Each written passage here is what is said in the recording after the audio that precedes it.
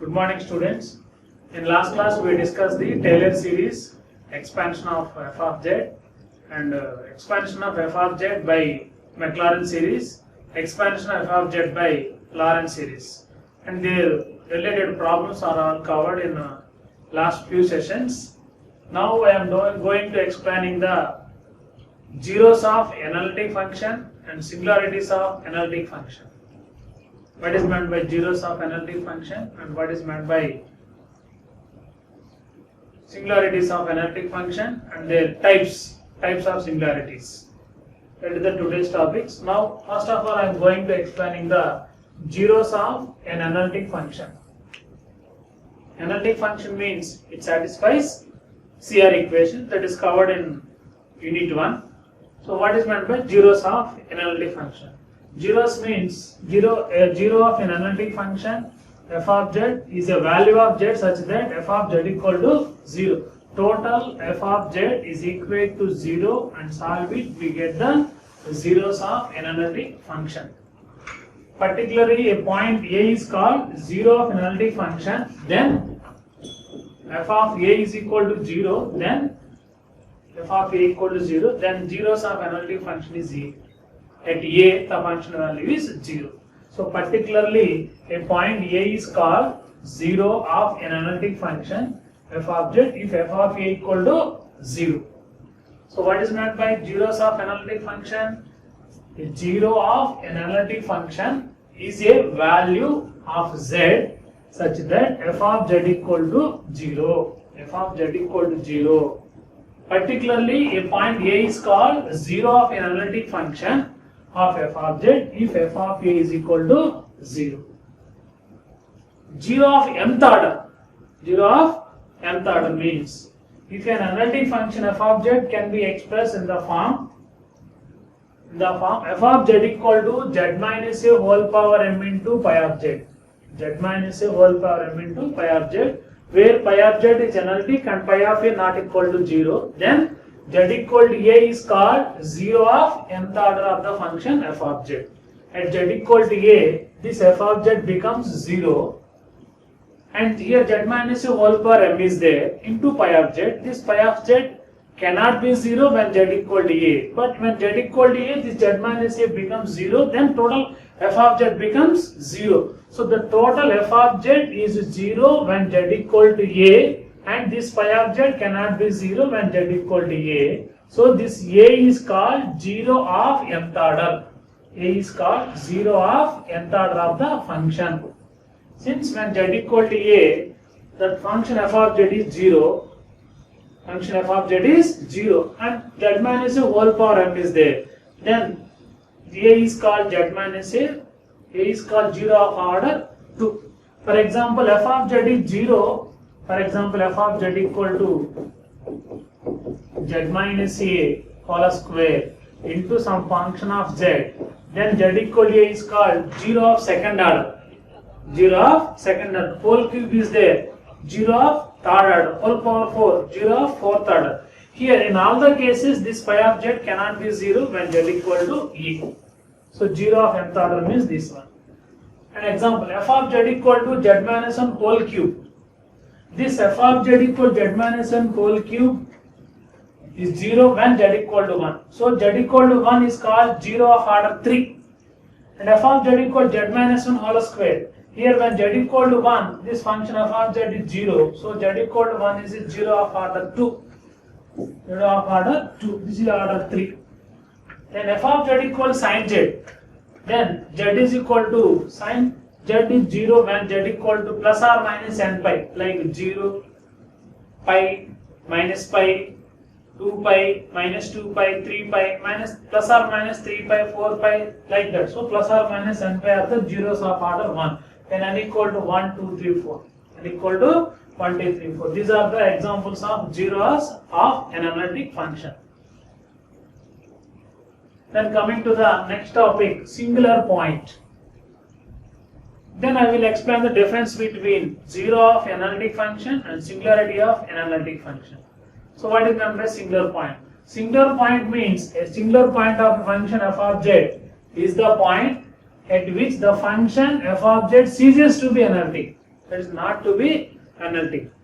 A point at which the function is undefined or the function is not to be defined or ceases to be analytic, then that point is called singular point.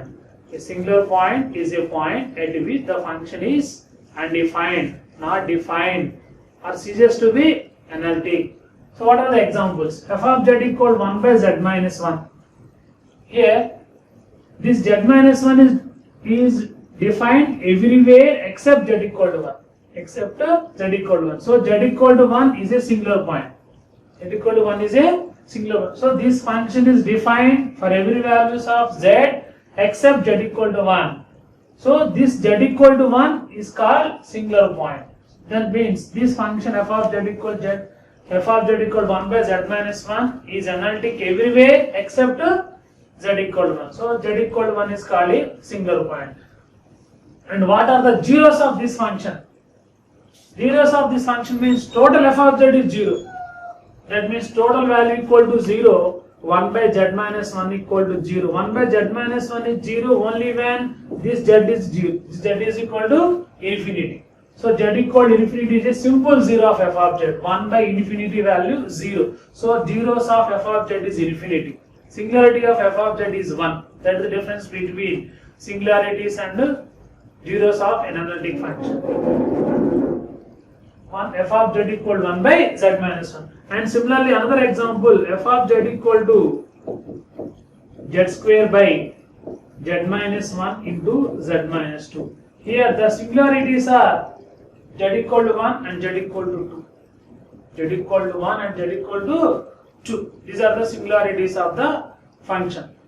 Z equal to 1. This function is analytic everywhere except z equal to 1 and z equal to 2.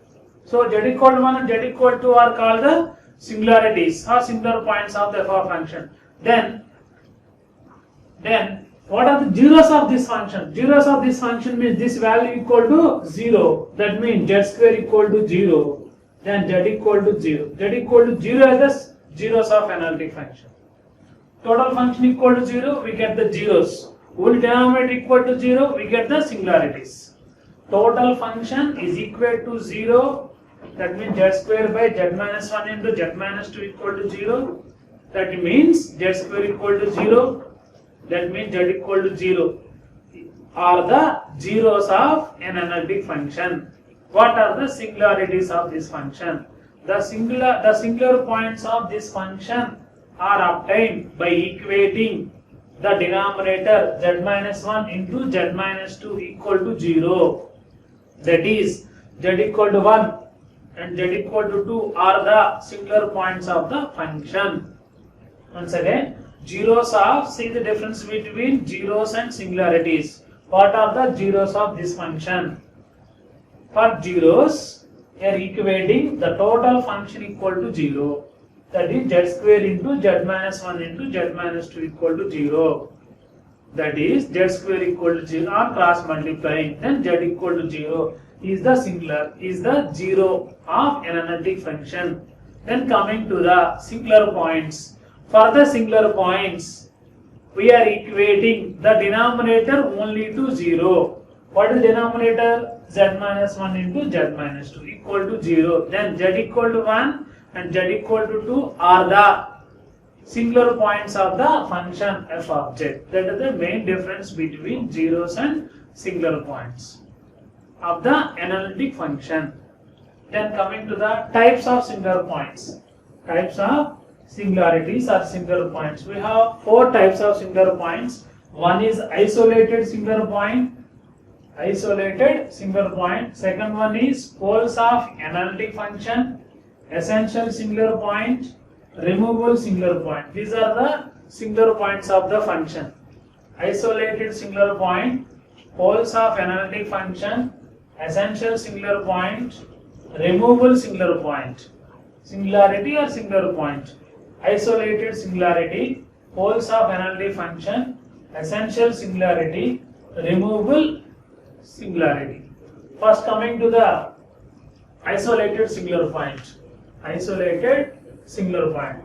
A point z equal to a is called an isolated singular point of the function if f of z is not analytic at that point, and f of z is analytic deleted neighborhood of z equal to a. That is, there exists a neighborhood of the function z equal to a which contains no other singular point. No other, in the neighborhood of a, no other singular point for the function f of z, and this function f of z is not analytic.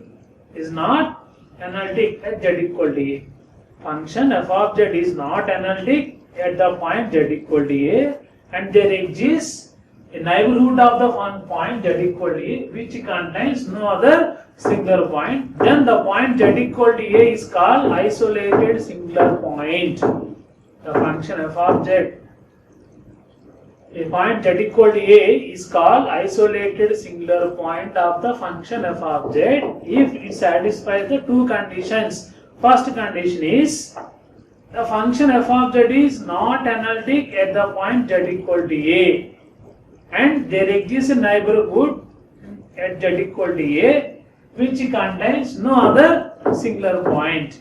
No other singular point. Then the point z equal to a is called isolated singular point. How many points are satisfied? 2 points. At the point z equal to a, the function is not analytic, and there exists a neighborhood of the point z equal to a which contains no other singular point. No other singular point. Then the point z equal to a is called isolated singular point or singularity. What are the best example? F of z equal to e power z by z square plus 1. What is the function? F of z equal to e power z by z square plus 1. This is the function. For this function, the singularities or singular points are obtained by equating the denominator to 0. So z square equal to minus 1. Then z equal to plus or minus I. That is plus I and minus I. These are the two isolated singular points. Coming to the next example, 2 by sin z. 2 by sin z. Next function is f of z equal to 2 by sin z. 2 by sin z. This function is, for this function, the singularities are obtained by equating the denominator to 0. Sin z equal to 0. Then z is equal to plus or minus n pi. Like plus or minus pi, plus or minus 2 pi, plus or minus 3 pi, 0 also. These are the infinite number of isolated singular points. Here finite number only plus I and minus I. Here infinite number of isolated singular points. Isolated singular points means at I the function is undefined. At minus I this function is not analytic. Minus I and plus I the function is not analytic. And there exists a neighborhood of the point z equal to I or z equal to minus I which contains no other singular points. Neighborhood neighborhood of I means both right and left sides. The neighborhood, it means I plus epsilon, I minus epsilon. Epsilon is very negligible value. Then that point is called isolated singular point. For example, second one also, pi plus or minus pi, pi minus pi. Pi, 2 pi minus 2 pi, 3 pi minus 3 pi, like that. These are the isolated, infinite number of isolated singular points. Here, finite number of singular points. Here, infinite number of isolated singular points. Then, coming to the next, second type, poles of an analytic function. It is a very important topic in coming chapters. Poles of analytic function. If z equal to a is an isolated singular point analytic function by Lorentz series, f of z equal to, we already discussed in last class, sigma n equal to 0 to infinity a n into z minus a whole power n. It represents positive powers. Sigma n equal to 1 to infinity b n by z minus a whole power n. This is the total expansion of f of z by Lorentz series. Sigma n equal to 0 to infinity a n into z minus a whole power n. Sigma n equal to 1 to infinity b n by z minus a whole power n. And this part is called regular part of the f of z, and this part is called principal part of the f of z. It is regular part of f of z. It is principal part of f of z. Regular part of f of z contains only positive powers of z minus a. Principal part f of z contains negative powers of z minus a. It is regular part, positive powers of z minus a. It is negative powers of z minus a. It is the total expansion of f of z by Lorentz series. Positive powers and negative powers. Positive powers of z minus a is called regular part, and negative powers of z minus a is called principal part. Principal part of f of z. This is the total statement of Lorentz series about z equal to a, and z equal to a is an isolated singular point. If z equal to a is an isolated singular point of the analytic function, then f of z can be expressed in Lorentz series about the z equal to a. Sigma n equal to 0 to infinity a n into z minus a whole power n. Sigma n equal to 1 to infinity b n by z minus a whole power n. It is regular part of f of z and it is principal part of f of z about the point z equal to a. Then, if the principal part of f of z contains, what is the principal part?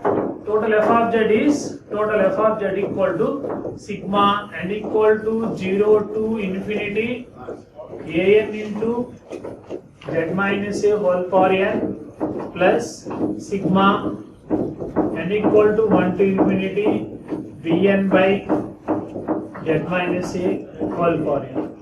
It is regular part and is principal part. In this principal part, f of z contains finite number of terms, say like m, then z equal to a is called pole of order m. Here infinite number of terms are there. Infinite number of terms are there. But this infinite number of terms are terminated after certain stage, like mth stage. Then z equal to a is called pole of order m. That means the principal part of f of z contains finite number of terms like m. Then z equal to a is called pole of order m of f of z. If m equal to 1, then z equal to a is called simple pole. Z equal to a is called simple pole. For example, f of z equal z square by z minus 1 into z plus 2 whole square. Then here z equal to 1 is called simple pole, since whole power 1 is there. Next, z equal to minus 2, z plus 2 equal, here the poles are obtained by equating the denominator to 0. What is denominator? Z minus 1 into z plus 2 whole square equal to 0. Then z equal to 1, comma, z equal to minus 2. These are the singular points. But z equal to 1 is a pole of order 1. Z equal to minus 2 is a pole of order 2. So z equal to 1 is a simple pole and z equal to minus 2 is a pole of order 2. So these are the singularities of pole of order 1 and pole of order 2. Or expand this one about z equal to 1 and about z equal to minus 2, then identify the poles of orders 1 and 2. Then coming to the essential singular point, third one, essential singular. What is the first one? Isolated singular point. Second one, pole of order, poles of the analytic function. Third one is essential singular point. Here also, if the principal part of f of z contains an infinite number of terms, then z equal to a is called essential singular point. If the principal part of f of z contains finite number of terms about z equal to a, then like m, then z equal to a is called pole of order m. If the principal part of f of z contains finite number of terms, say m, then z equal to a is called pole of order m. If m equal to 1, it is called simple pole. If the principal part f of z contains an infinite number of terms, not terminated. Previous case is terminated at a certain stage, like mth stage. Here, infinite number of terms, then z equal to a is called an essential singular point. That is the main difference between poles of the analytic function and essential singular point. Examples. That means here limit z tends to a, f of z does not exist. Limit z tends to f of z does not exist. First example, f of z equal to e power 1 by z. F of z equal to e power 1 by z. Here z equal to a is an essential singular point. The reason is e power 1 by z. We know expansion of e power z. What is the expansion of e power z? 1 plus z square by 2 factorial, like that. And so on. Z cube by 3 factorial plus and so on. But we want to expand the e power 1 by z. That is equal 1 plus 1 by z plus 1 by z into 1 by z whole square into 1 by 2 factorial plus 1 by z whole cube into 1 by 3 factorial and so on. Here all are negative powers. All are negative powers of z. 1 by z square, 1 by z cube. So all are negative powers, not terminated. It is called, from this one, it is called regular part. Principal part. This principal part contains infinite number of terms like 1 by z square, 1 by z cube, like that. So this principal part contains an infinite number of terms. Infinite number of terms. At z equal to 0, it is the powers of z. At z equal to 0. So z minus 0, not z equal to 0. This z equal to 0 is called an essential singular point. An essential singular point. F of z equal to e power r, limit z tends to 0, e power 1 by z also does not exist. Limit z tends to 0, e power 1 by z does not exist. This value also does not exist. So z tends to 0 means z equal to 0 is an essential singular point. Or expand it about z equal to 0. Why you are expanding about this function about z equal to 0? For this, equate 1 by z. The 1 by z denominator to 0, z equal to 0 is the singular point. This 1 by z is undefined when z equal to 0. So expand this one about z equal to 0. About z equal to 0, it gives 1 plus 1 by z plus 1 by z whole square into 1 by 2 factorial and so on. It is all are negative powers of z. Like expansion of e power 1 by z about to z equal to 0, all are negative powers of z. It contains infinite number of terms in the principal part. So z equal to 0 is called an essential singular point.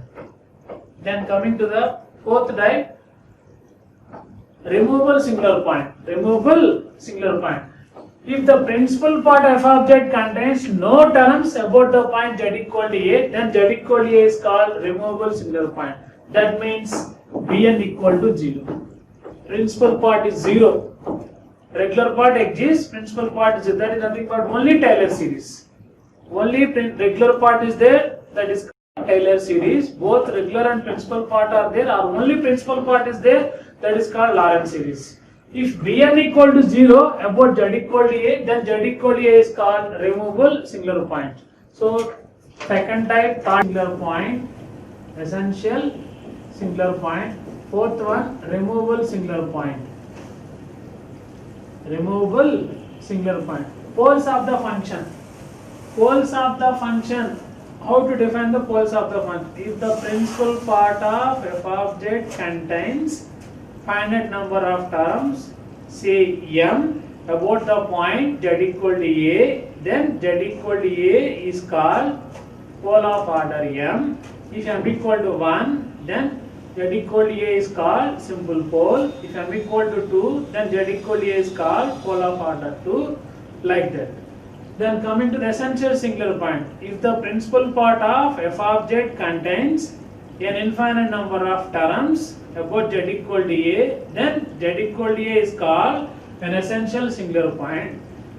Removable singular point. If the principal part of f of z contains no terms about the point z equal to a, then z equal to a is called removable singular point. Removable singular point. For this example, f of z equal to sin z by z. Sin z by z. Then z equal to 0, it is a removable singular point. The reason is sin z, f of z equals sin z by z. We know the expansion of sin z. Sin z is z minus z cube by 3 factorial plus z power 5 by 5 factorial, odd powers, so on, by z. Divided with z.